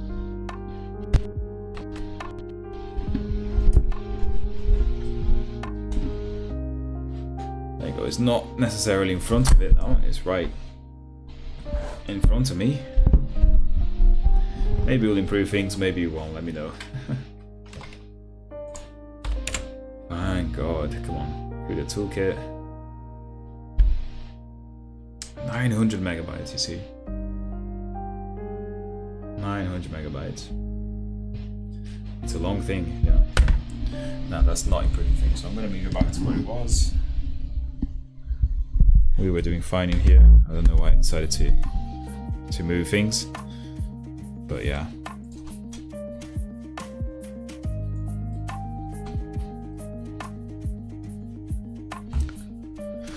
This has been quite a boring stream today. We've not actually managed to get the thing that we wanted to get working, but we'll keep trying until 10. See if we can get this working. I'm actually looking very much forward to my work tomorrow. I've not been doing any like coding in a while because I was down in Brighton, which is a town in the south of England, for literally like 3 or 4 days for a company event, and we didn't do much coding then. It was mostly meetings and stuff, so I'm missing coding basically entirely. So yeah. Come on, come on. Don't play with me. Like, why is it stuck on 8 here? Come on, it's not that difficult. Please, just move.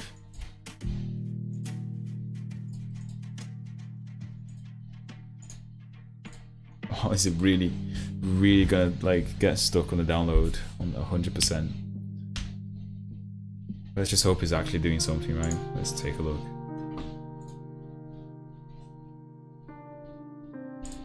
Yeah, he's doing something. I mean, the Python is definitely checking something.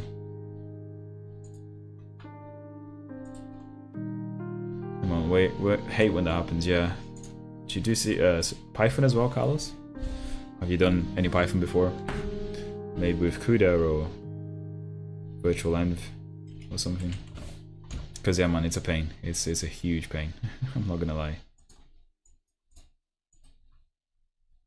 I think I'm kind of leaning towards not using CUDA in the end, like in the next stream or something. But yeah, thank God. Right, so if I do Jupyter Notebook, Python was my very first language, but never really got into OOP. Yeah, I mean it's kind of the same for me. It was probably one of my first languages. Let's see if it's working now. I don't think it will. Yeah, this kind of sucks, man. What the hell? How do we get CUDA to be compiled, PyTorch to be compiled with CUDA?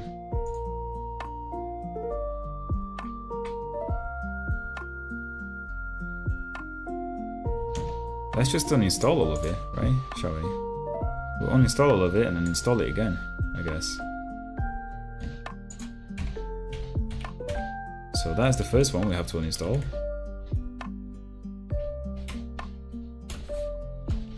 Actually, we're going to uninstall PyTorch, Torch Vision, and Torch Audio.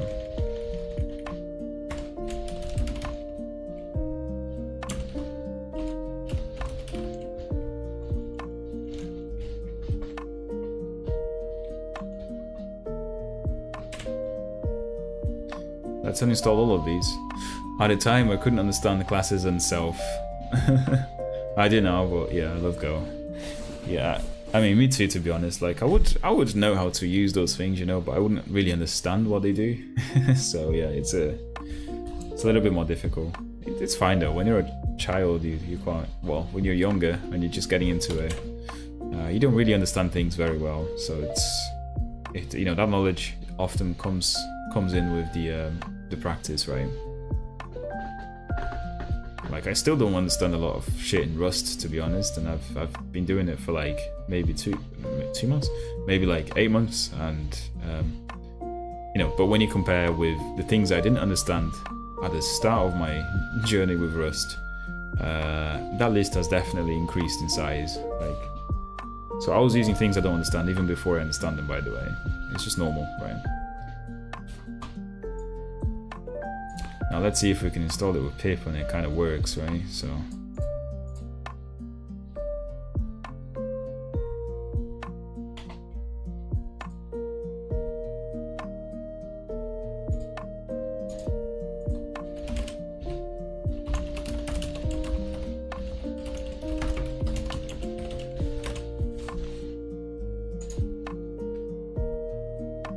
CUDA 11.7 is backwards compatible. Anything with CUDA 11.x should be fine.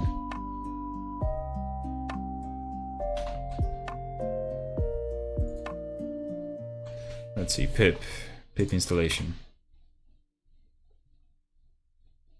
Okay, pip.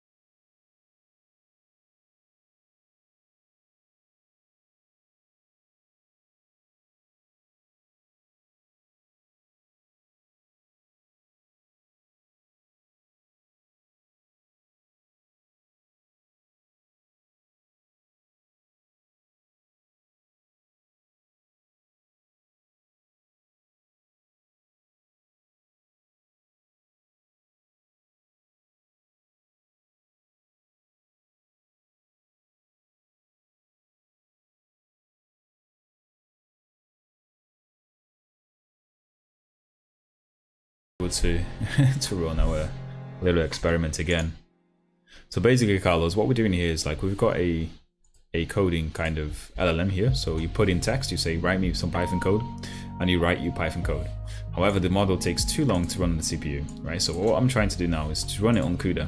So CUDA is the NVIDIA sort of like accelerator framework for things like machine learning. So it runs the model on the GPU here. But I'm having a massive issue kind of getting PyTorch, which is the machine learning backend, so the neural network backend that we have here in Python, to download with CUDA enabled. So it's kind of not working well with Conda, and people online say to just use pip. So that's what we're trying to do here, right? That's what we're hopefully going to be able to do. Now things are being installed, so hopefully, fingers crossed, this works. And how do I know if it's got CUDA enabled or not? Because we have a Jupyter notebook that calls this little function here, .CUDA. And this, you know, if this works, then we know CUDA is enabled. If it doesn't work and returns an error like this one, then we know CUDA is not enabled. So yeah.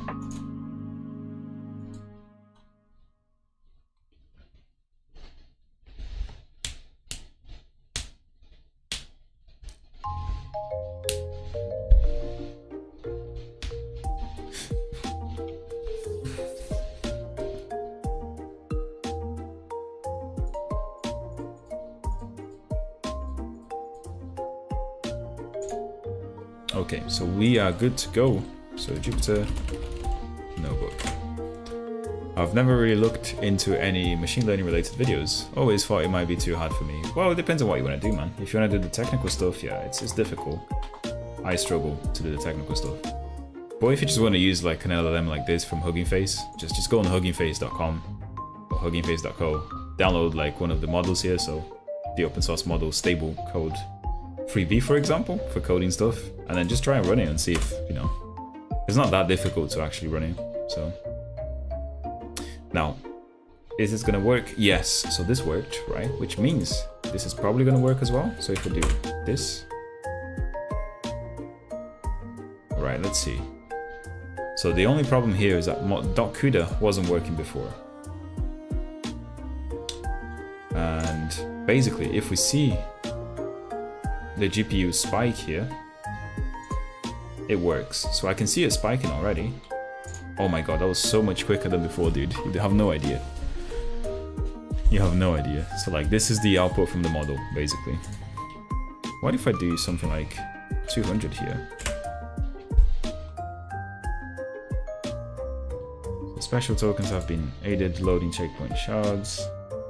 Yeah, this is so much quicker than running on the CPU. Literally, when I was running the same query here on the CPU, it was so long, so long. So what do we have now? Yeah, okay. So basically, I asked it to generate me some code to display a bar chart using matplotlib with Python, right? So let's see here.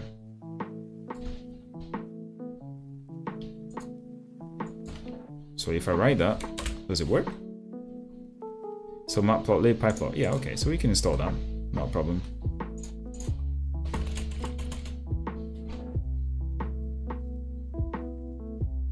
Okay, yeah.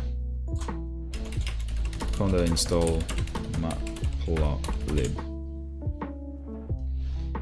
Let's hope it just works.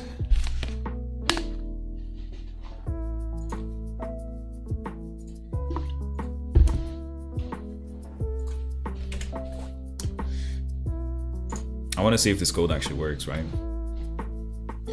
So it doesn't seem that bad. So temperature, I don't know what temperature is in this case.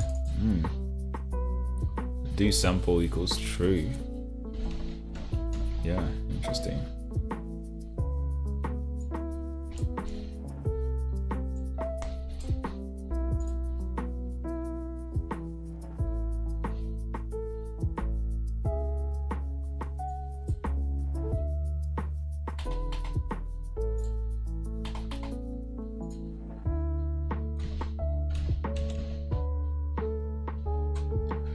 Yeah, but Carlos, I can recommend this, dude. So if you have a GPU, an NVIDIA GPU, it's quite easy to run these models locally here, dude. So yeah. Okay, so let's try again, right? So instead of, so for TA, we're gonna generate that code for us. What I don't like is the initialization time here. It seems to be doing some loading checkpoint shards. I don't know what that means, but it takes a while. And then it starts running the thing. So if you look at the GPU, which is here, it hasn't started yet, but I guess it will, right? Oh no, it won't. Yeah, see, this is what I mean. So let's do a kernel stop. So this is running on the CPU right now because model.cuda wasn't called here. It's commented out. And you can see like my CPU has spiked to basically 100% usage everywhere. But if I do something like restart and clear output, let's do that. So that should immediately go down now. There you go. Because I'm not running anything anymore.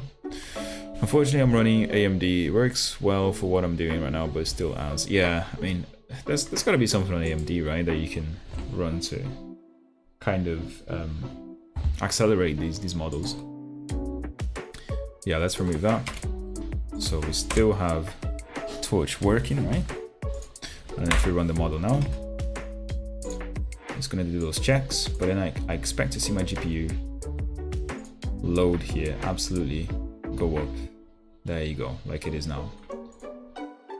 And we get this. Okay, so let's do something like 300 now. Generation time isn't too long actually. It's pretty good. What does dedicated GPU memory usage go to? Oh, 8 gigabytes, okay. So it does max out my GPU, which is interesting. And it gets a little bit of shared GPU as well. Shared GPU memory usage. Okay.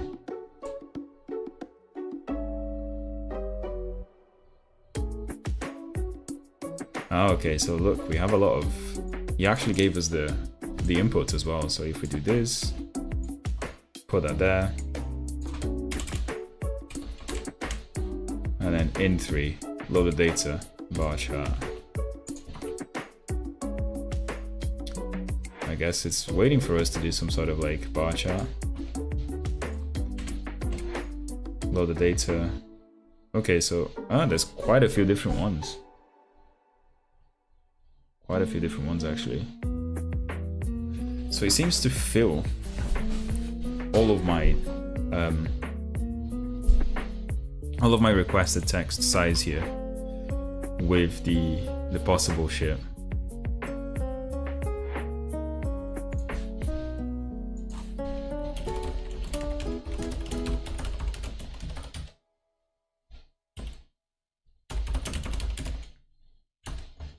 Let's do that now. So it was giving me a way to kind of load the file and then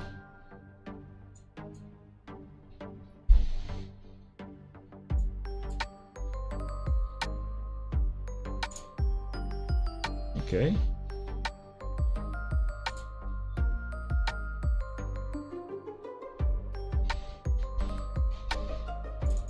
I don't know what do sample is, but we can check that out.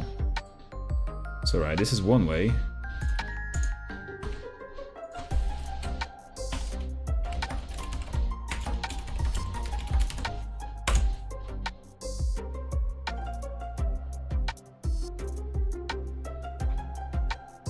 What's going on here? So, what the hell? No module name matplotlib. I don't understand. There should be a matplotlib in there. Conda list. And we've got matplotlib in here, right? Yeah, matplotlib.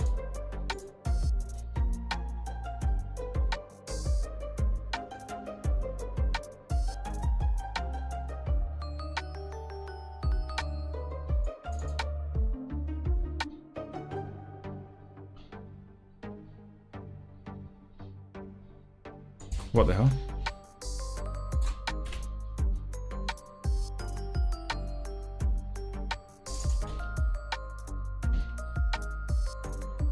I really don't understand what's going on here, so maybe if I do a kernel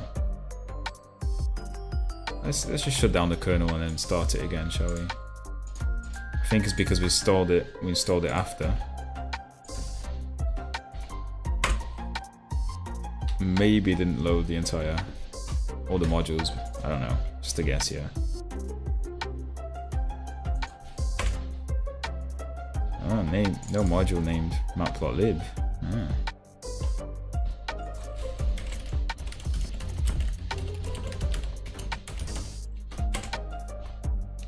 Like, why? I've got it installed, so I don't understand what's going on.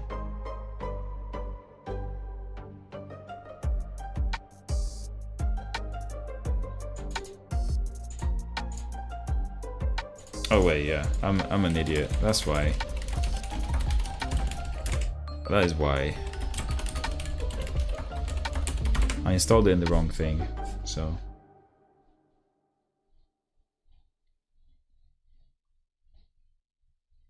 I installed them all in the wrong environment, basically. So like, I've got two environments. One is my base one, which has all the Python, the default Python stuff in it. And the other one is, well, LLMs, which is the one I'm actually using to run all the LLMs. So anyway, so hopefully this is gonna work now. Right? Transaction done. Oh, it uses Qt here, which is interesting. Okay. Okay, so this is gonna work. So Seaborn, I don't know what that is. What's SNS though?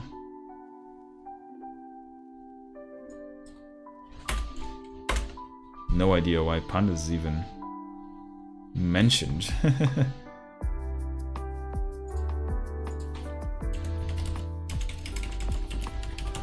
Only using NumPy and matplotlib imports.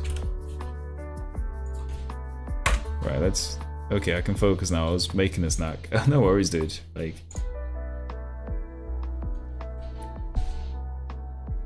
So let's see. This is gonna shoot up again. It's gonna be about 10 seconds or so.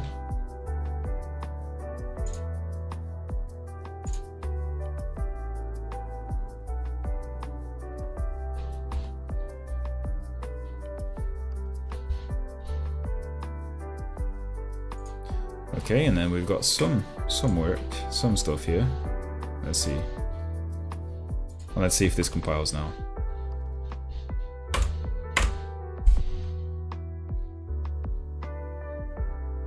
The kernel appears to have died.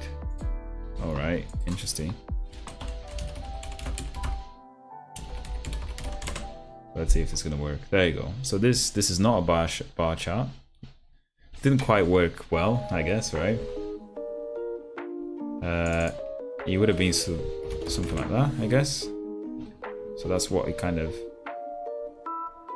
Yeah, I did say a bar chart here, so it didn't pick that one correctly. So that particular code is kind of misleading, or it's wrong, right? I'll say. Now, what if we do? Write a Python function to generate Fibonacci numbers.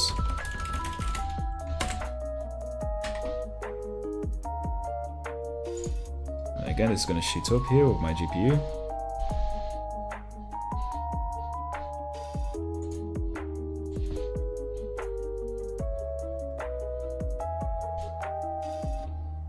And it should have done now. And I guess that it says the maximum new tokens. I don't know what temperature is in the model, you know. Model.generate.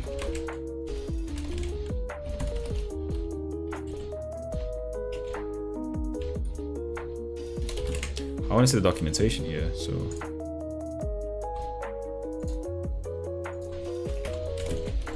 What is temperature? It's completely ineffective. What is temperature? Changing the temperature parameter doesn't seem to do anything, and setting the temperature from 0 to 1 always leads to the same output. This has been observed across multiple models. I would recommend reading blog posts on how to generate. TLDR, there are several generation models, not all .generate parameters are active for the given generation mode. In particular, the popular temperature, top P and top K are only active when doSample is equals to true is passed. Some tasks benefit from doSample equals true, while others do not. Popular tools like ChatGPT operate with sampling. Okay, yeah, I need to basically read this blog post, I guess, right? But yeah, I mean, we've got a few functions here, so let's see. So let's see if this a, b, 0 and 1, while a is less than n. Okay, so this gave me a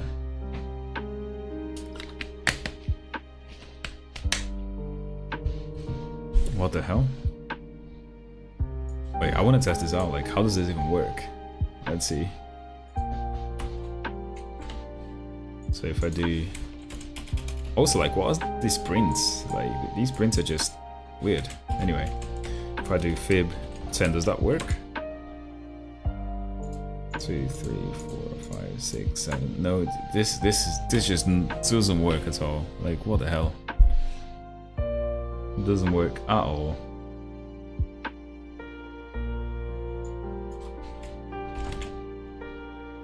What the hell is even that? 0, 0, 1, 2, 3, 5.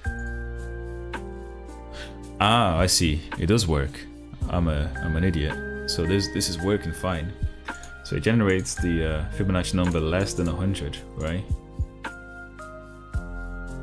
Which is cool.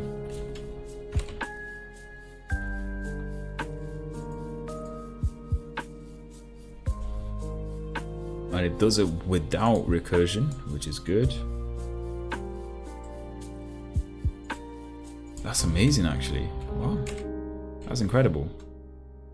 And it does without memorization as well. That's insane. That's cool. Okay, that worked. It seems to work, right? I mean, they don't look too bad. So this one is the sum of these. This one is the sum of these two, and so on and so forth, right? Some very elegant solutions, yeah. So these two are the same, these and this. Write a Python function to generate Fibonacci numbers. Okay, it just repeats itself, which is interesting. I don't know how to stop that, but it's definitely interesting, isn't it? So Stability AI gets a gets a thumbs up from us. I'm actually going to call the stream here. I mean, I've been streaming for like 2 hours now, and it took way longer than I thought it would take to run just a simple Python kind of model online from HuggingFace. But, you know, thank you for sticking around. Yeah, thank you, Carlos, for joining, dude. And maybe we'll stream some more tomorrow. We'll catch each other again. But yeah, I mean, I'm going to kind of go to bed now because I've got work tomorrow, so I want to rest a little bit. But anyway, guys, thank you very much for joining, and I hope that you all enjoyed the journey. It's been quite difficult, right, getting the dependencies to work fine, especially PyTorch. Getting PyTorch with CUDA enabled on Anaconda just seems impossible. So we went for the pip alternative instead, and it seemed to work. And the model seems to work very well, actually. I have no complaints. It's doing a good job, I think, which is definitely good. So AB is equals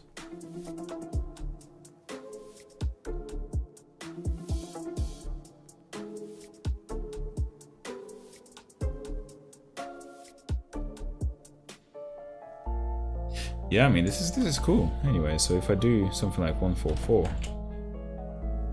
okay, up to but not including that. If I change it to B, okay, so A is the one here. Yeah, this is cool. I mean, so far, you know, most of the code works. The bar generation didn't work. You know, the bar chart generation here with matplotlib. So you can see that the model isn't perfect, but we achieved what we wanted to do today. I mean, things happen very quickly on the GPU as well. But anyway, I'm gonna leave it here. So thank you guys for joining, and I'll see you guys some other time. Bye bye.